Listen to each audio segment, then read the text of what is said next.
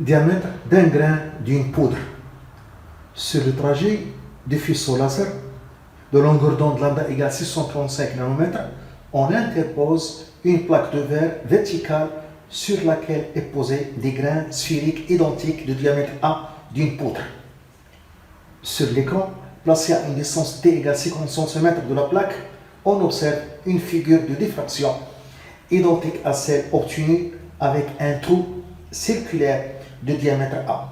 Elle est constituée d'une tache lumineuse centrale entourée de cercles lumineux séparés par des cercles sombres. L'écart angulaire qui sépare le centre de la tache centrale et le premier cercle sombre est donné par la relation θ égale 1,22 fois lambda sur A.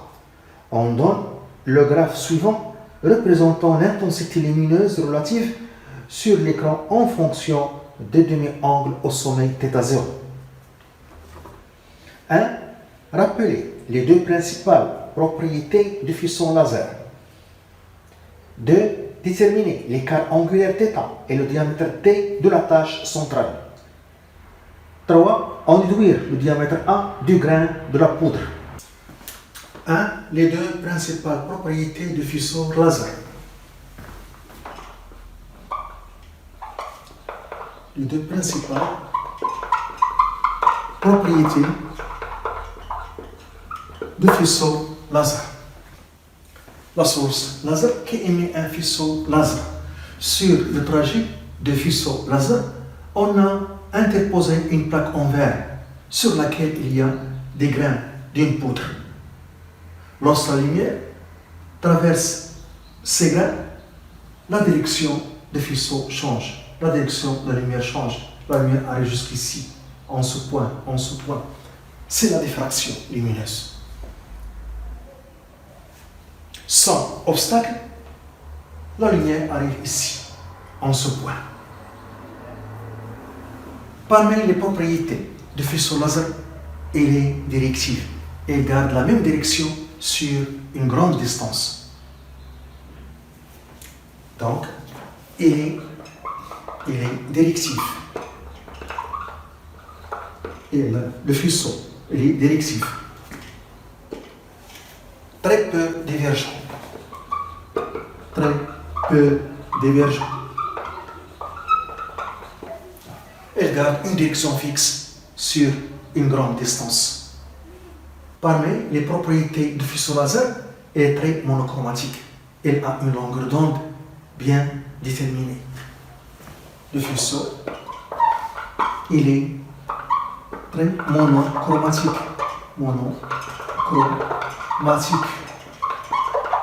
Il a une longueur d'onde unique. Longueur d'onde unique. Voilà. Ce sont les deux principales propriétés du faisceau laser. 2. L'écart angulaire θ et le diamètre de la tache centrale d'utilité. L'écart angulaire θ et le diamètre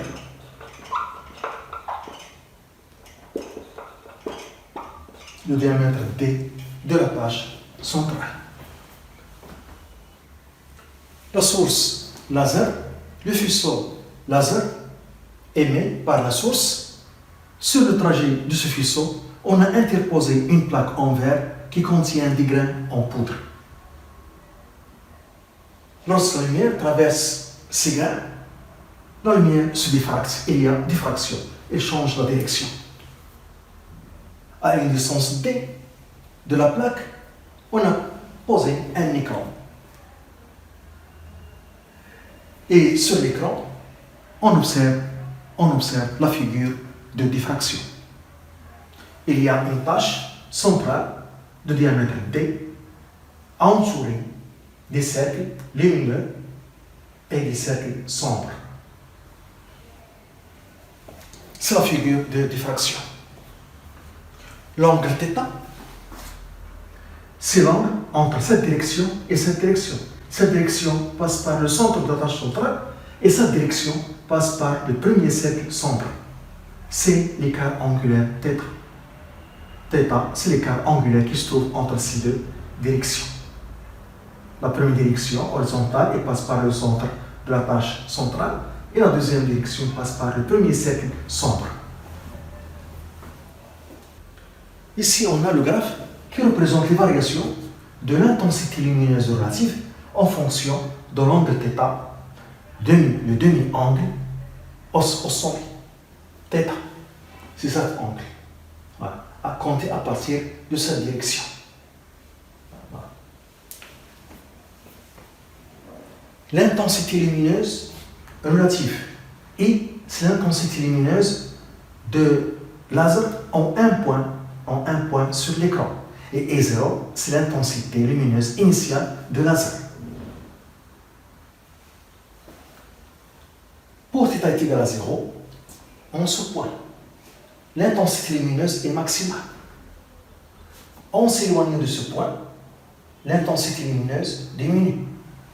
Donc l'intensité lumineuse diminue en s'éloignant du centre, de la tâche centrale. Pour ce point, l'intensité lumineuse est égale à 0. C'est le premier cercle sombre. Ce premier cercle sombre. Ici, c'est le premier cercle lumineux. Et ici, le deuxième cercle sombre. Et ainsi de suite. Donc, l'angle θ, c'est cet angle qu'on peut le lire sur le graphe. C'est θ, c'est l'écart angulaire qu'on cherche. Il se trouve ici. Donc, on utilise le graphe, on a l'échelle. Donc, on trouve 0,018 radians. On lit sur le graphe θ est égal à 0,018 radians. Le diamètre de la tâche centrale, petit d. Cette distance, c'est 2 sur 2. La distance grande D entre le grain et l'écran est connue, 50 cm. Donc, on va utiliser tangente, car on connaît D et θ. Donc, on utilise tangente θ. On utilise tangente θ. Donc, tangente θ est égale. Cette distance, c'est D sur 2, le diamètre sur 2. D sur 2. Le côté opposé sur le côté adjacent, qui est égal à D sur 2D. Dans ces conditions, grand D, la distance D entre le grain et l'écran est beaucoup supérieure au diamètre de la tâche centrale. Donc, l'angle θ est très petit.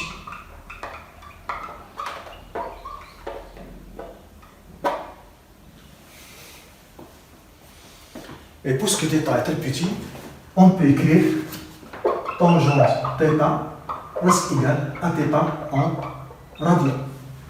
Donc, θ est égal à D sur 2D.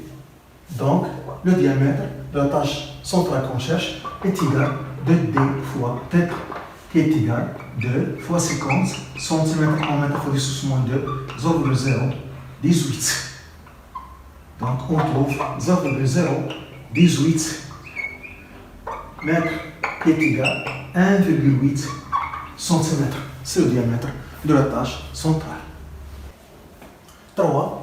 Le diamètre du grain de la poudre.